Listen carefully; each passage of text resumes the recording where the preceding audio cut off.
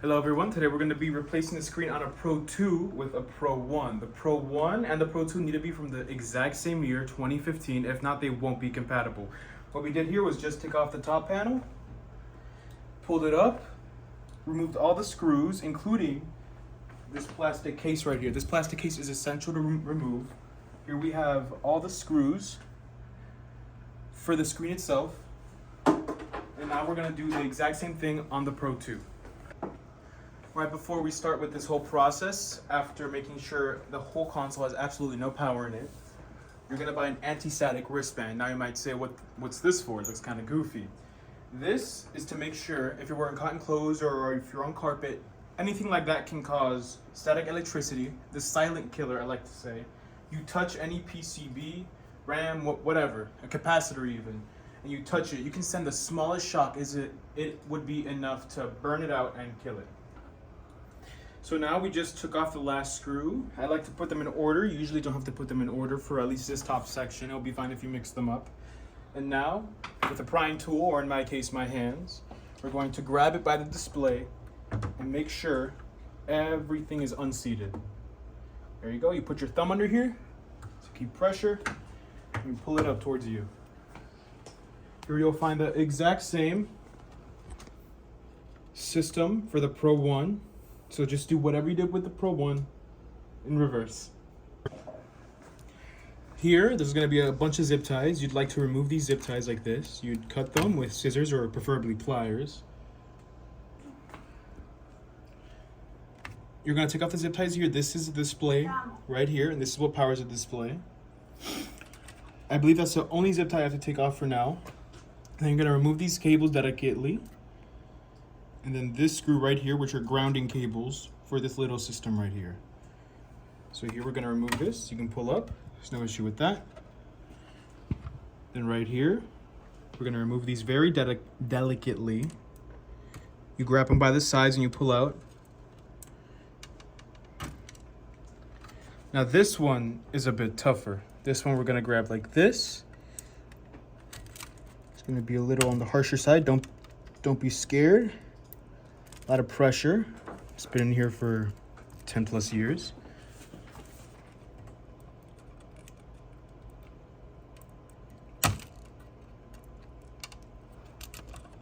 Other side's loose. Now let's pry it from the top, from the bottom again, from the top.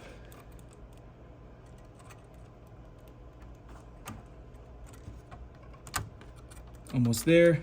There we go. Now we're going to remove this screw right here. This screw right here has a bunch of washers in it, so you want to make sure none of those fall out. So put your finger in here. Start unscrewing, unscrew, unscrew, unscrew. As you can see, there's 3 washers in succession. Make sure none of those fall. Let's put down a screwdriver over your hand so you don't drop anything into the console.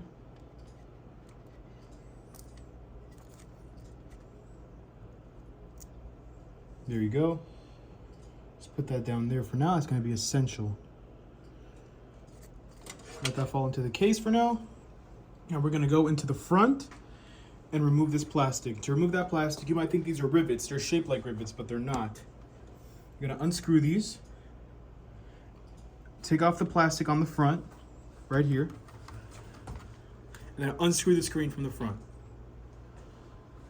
Now, as you can see here, this whole console is TR10 screws, but there might be some TR15 screws in there, including the screen. The screen is not held down with TR10s, which are for the outside case and all these macro electronics. TR15 would be for the screen and the fat casing in front. So let's get cracking. Let's start here on the sides. The purpose of removing these screws right here is to take off the plastic front panel. When that is removed, you will be able to access the screws on the front holding in the screen. You're going to be able to complete your replacement. These are a little tough.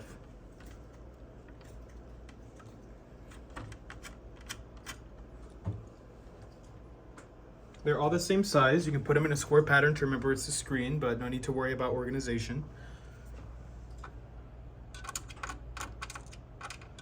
This console is surprisingly user-friendly and consumer-friendly. Right here is a good moment to have your strap on since you're going to be touching a PCB to make sure that screw does not fall down.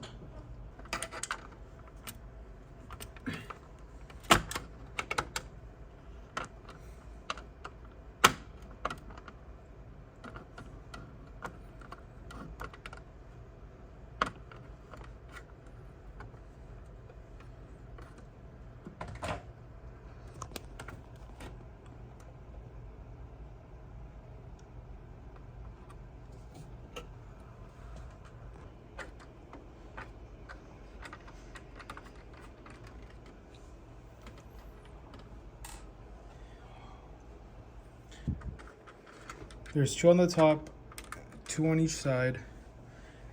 These are zinc. They're not any kind of magnetic metal, so make sure you catch them with your hands. We've made that mistake. There's 2 more on the bottom, it seems.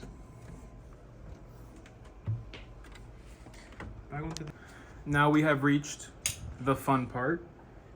We're gonna remove these 6 screws and pry away the screen with your 2 hands on the top. These don't look like T15s, which I am actually correct about. These are T10s, like the rest of the console. So let's put this in our iFixit. You will find everything you need to fix this console with a standard iFixit kit.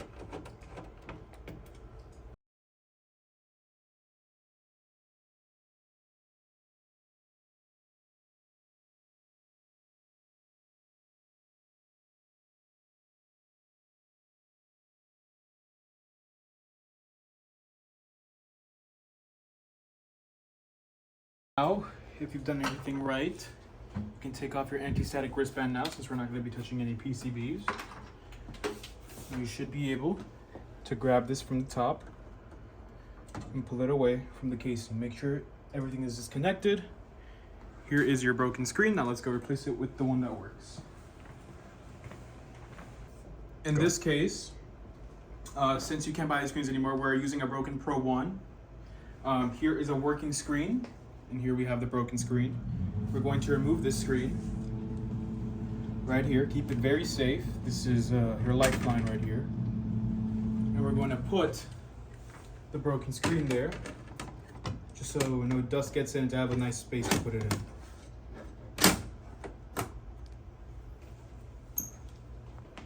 Now before anything, we want to screw this screen in place. We don't want to lift up this top cover and have it fall, then ruining your only screen.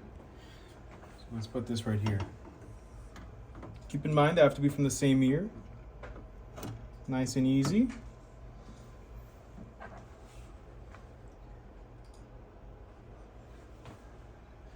Here we're gonna grab the screen screws. Make sure all the washers are in place. You don't want to put any weird amount of pressure onto the screen. Don't be too tight with it, but don't be loose either, just enough. Remember to hold these in. These are not magnetic screws, these are zinc. If not, you don't want them falling into these crevices right here, into the console again, because that's going to be a search party you're going to have to call in to find it.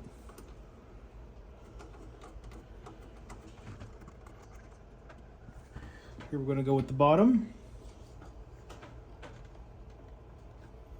These bigger holes right here are actually for the plastic casing. They're not for your screen. You want to put them on. You want to put them in these smaller holes.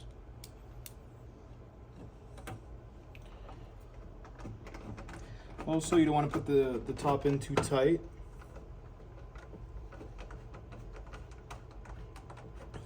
But since these screens are not perfect matches, sometimes they might be slightly misaligned by a millimeter or two.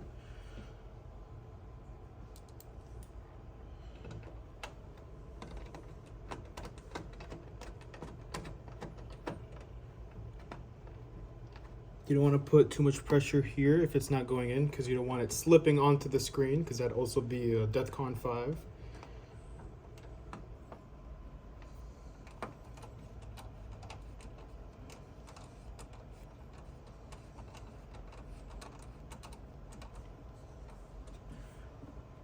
Now for your last screw, right here in the middle, should be perfectly aligned.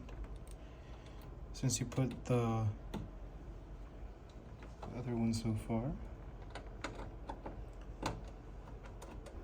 Now that we're going to go back and dive into the console, remember to put on your anti-static strap to make sure there's no static electricity running through you. This usually isn't a problem with consoles with replaceable parts, but the last thing you want is something going out that you'll never find again. Now, and let's not do this by the screen this time, just a little bit. We're going back into the console, and we're going to plug in this little graphics connector. This sends all the data to the screen. Make sure it is perfectly seated.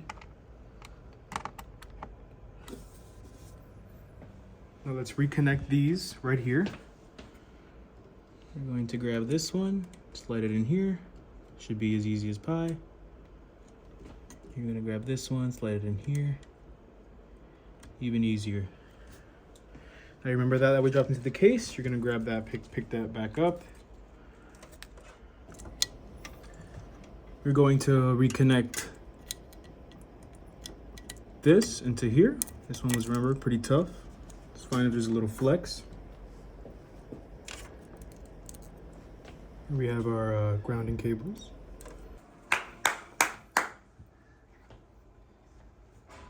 Ahí, aquí estamos. La cosa está fuerte. Woo! Yes! ¿Se mueve el mouse? Yes!